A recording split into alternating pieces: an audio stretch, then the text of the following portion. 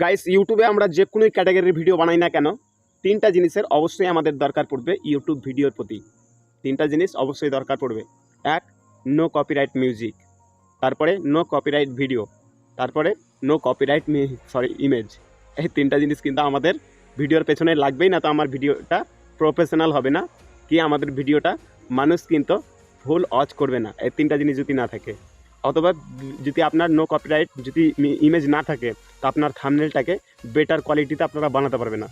আর এক, আপনারা যে ভিডিও শ্যুট করছেন, আপনি যে জায়গাতে করছেন, যেমন আমি এই মাঠে করছি ভিডিও শ্যুট, এই মাঠে ভিডিও শ্যুট করছি, এই মাঠে ভিডিও শ্যুট করার পেছনে দেখতে পাচ্ছেন এই ভিডিওর মধ্যে আপনারা দেখতে পাবেন ব্যাকগ্রাউন্ড কিছু মিউজিক বাজছে। সেই মিউজিকটা আপনাকে উইদাউট কপিরাইট আপনাদেরকে লাগবে, নো কপিরাইট মিউজিক আপনাদেরকে লাগবেই। তারপরে ভিডিও দেখবেন, ভিডিও চলছে আর কিছু কিন্তু নো কপিরাইট ভিডিও ফুটেজ কিছু দেখা যায়, সেই জিনিসটা কিন্তু আমাদেরকে অনেকেরই লাগে। এই তিনটা জিনিসে আমাদেরকে লাগবে। আর এই তিনটা জিনিস আমরা যদি কোনো জায়গা থেকে ডাউনলোড করতে চাই, বা ডাউনলোড করে যদি আমরা ভিডিওর পিছনে অ্যাপ্লাই করি বা ভিডিওর পিছনে দিয়ে আমরা যদি এডিট করতে যাই, তখন কিন্তু ভিডিওটা আপলোড করা মাত্রই কিন্তু ইউটিউব চ্যানেলে স্ট্রাইক করে যায়। কেন স্ট্রাইক করে? প্রথমতই বলে দিন, কপিরাইট থেকে বাঁচার জন্য প্রথমত দুটা জিনিস থেকে অবশ্যই বিরত থাকবেন। নাম্বার এক, যেটা সর্বপ্রথম যেটা আপনাকে জানাবো, সেটা হচ্ছে বড় ক্রিয়েটার থেকে বাঁচুন। বড় ক্রিয়েটার সেটাই আপনাকে জানকারি দিবে যেটা ফলস হয়ে থাকে। বড় ক্রিয়েটার চাই না কি আপনি কোনো সমাজের জন্য গ্রো হন, কোনো সমাজের জন্য চাই না কি আপনি কোনো সময় গ্রো হন। আপনি যদি গ্রো হয়ে যাবেন, তাদের ভিডিও কে দেখবে? বড় ক্রিয়েটার ভিডিও কে দেখবে? আমি গ্রো হয়ে যাবো আজকে, তো কালকে ওনার ভিডিও কেন দেখবো? ভিডিও দেখার দরকার কি পড়বে? আমিও তো ইউটিউবার হয়ে যেতে পারবো বড়, আমি যদি সম্পূর্ণ টিপস শিখেই যাবো। তো অবশ্যই এই জিনিসটা থেকে অবশ্যই বিরত থাকবেন।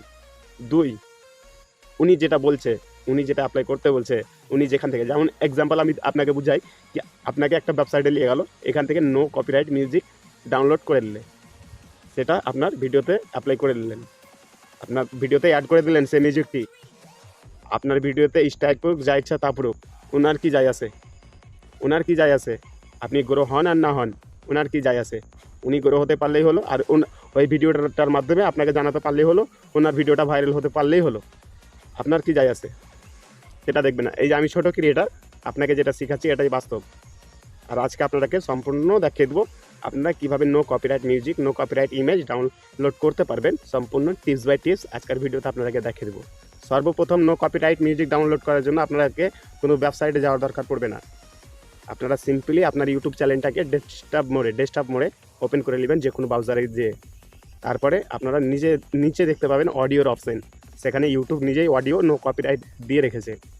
সেখান থেকে ডাউনলোড করে আপনার ভিডিওতে অনেক মিউজিক পেয়ে যাবেন, ওখানে অনেক টাইপের মিউজিক আছে, সেখান থেকে আপনারা কিন্তু ডাউনলোড করে আপনার ভিডিওতে অ্যাড করতে পারবেন, আপনার ভিডিওটা প্রফেশনাল বানাতে পারবেন।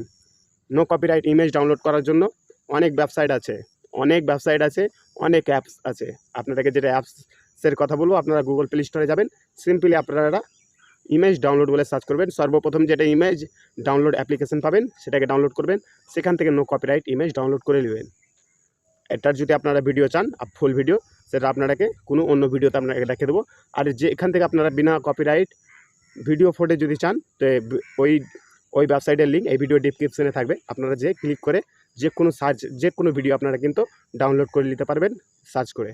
তো আশা করি যে আজকের ইনফরমেশনটি ভালো লেগেছে। ইনফরমেশনটি ভালো লেগে থাকলে অবশ্যই একটি লাইক করতে ভুলবেন না, আর চ্যানেল নতুন হয়ে থাকলে অবশ্যই চ্যানেলটিকে সাবস্ক্রাইব করে দেবেন। এরকমই হেল্পফুল কন্টেন্ট আপনারা এই ইউটিউব চ্যানেলে পাবেন। তো চলো বন্ধুরা, আপনাদের সামনে আসছি আরেকটি নতুন ভিডিওর সাথে।